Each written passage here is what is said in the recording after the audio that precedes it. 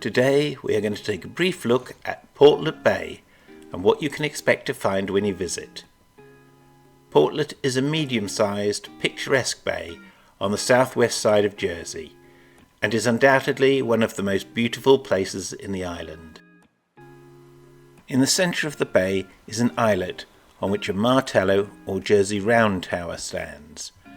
Officially named Il Ogretto, but universally known as Janvrin's tomb, this small island is accessible at low tide, and the sea currents have created a natural causeway that, when covered by the incoming tide, isolate the island from the shore.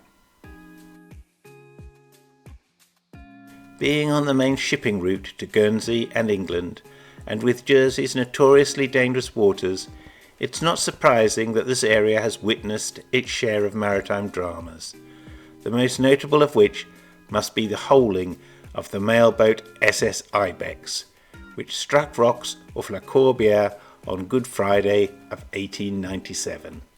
The captain, who was later suspended for tearing a 10-foot hole in the boat, ran the vessel aground in Portlet Bay. The 230 passengers were all brought safely ashore, and the following day the ship was towed around and beached in St. Aubin's Bay. There is no public parking area for this beach. However, there is a large gravel car park on the headland above Portlet Bay that is owned by the nearby Portlet Inn and is generally used by beachgoers. Access to the beach can be gained by taking either of two steep, stepped concrete paths that run down the hillsides. It's quite a climb in either direction, which means that this beach is only really suitable for the fit and able-bodied.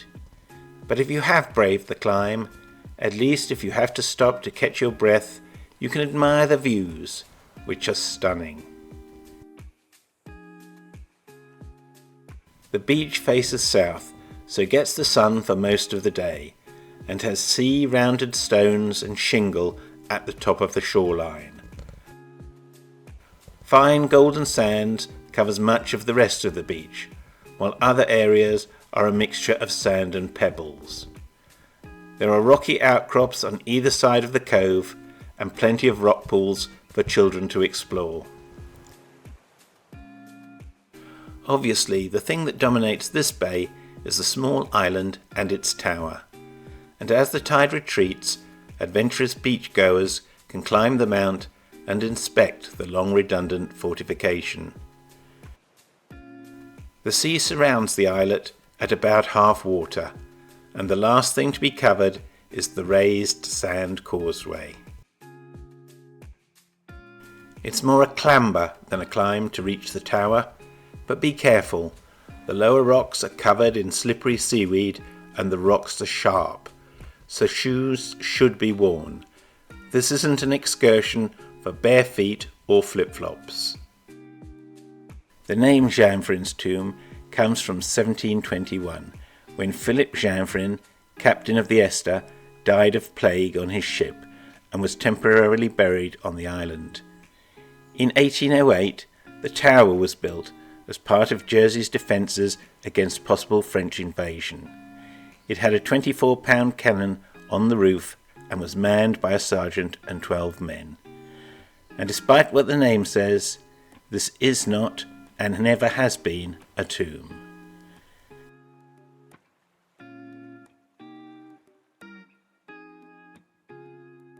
The bay's isolated position and the steep hillsides that surround it meant that in times past this was a beach favoured by smugglers, and from as long as a century ago, Portlet was a very popular tourist destination. In 1925, a holiday camp was built at the top of the hillside, with chalets and tents providing accommodation for 250 holidaymakers. Billy Butlin bought the property in the 1950s, and Pontins acquired it in 1994, running the camp until the year 2000, when it closed for good. Since then, the site has been redeveloped, the tents and chalets replaced with, somewhat controversially, luxury apartments. In its heyday, there were catering kiosks as well as deck chair and pedalo concessions on the beach, all of which disappeared when the holiday camp closed. However, in recent years, one of the old outlets has been refurbished and revitalised as the Portlet Bay Cafe, which specialises in pizzas and is a place where refreshments can be obtained. Other than the cafe, there are no facilities down in the bay, no toilets, and none of the things more commercial seaside areas have. This is a very basic beach experience and consequently attracts those seeking a more natural beach life and is all the more charming for it. Up on the headland, however, is the Portlet Inn. It opens at 11 a.m. and serves food between noon and 2:30 at lunchtimes and 5 and 8:15 in the evenings. This is an old-fashioned pub with plenty of space, both indoors and out, for those seeking refreshments. There is no lifeguard service for this beach, but the waters are clean and the bay's sheltered position means that large waves and dangerous currents aren't usually an issue.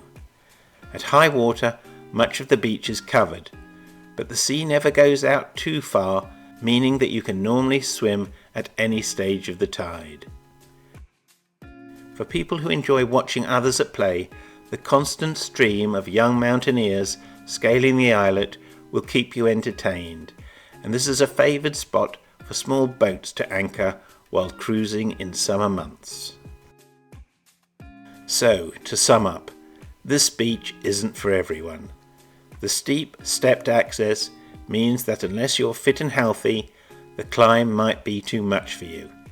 And if you just want to sit in a deck chair eating ice cream, Jersey has other beaches more suited to your needs. However, for its beauty alone, this beach is worthy of a visit. And when you add in the crystal shallow waters, fine golden sands, and picturesque uniqueness of Portlet Bay, you will understand why many of the more discerning locals choose this bay to get away from it all. I hope you found this interesting and informative. If so, click the like button, and to see more of our Jersey-related videos, please subscribe. I'm Richard, and this is brought to you by Jersey, a Guide.